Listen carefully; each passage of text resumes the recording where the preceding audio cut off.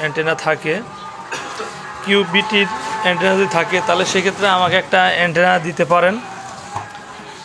আর যদি আপনাদের কারো যদি এই ডিভাইসটা প্রয়োজন হয়, মানে এই রকেট M2টা প্রয়োজন হয়, সেক্ষেত্রে আপনারা আমার কাছ থেকে এটা নিতে পারেন। আমার অ্যান্টেনা না থাকার কারণে আমি আসলে এটা ইউজ করতে পারতেছি না।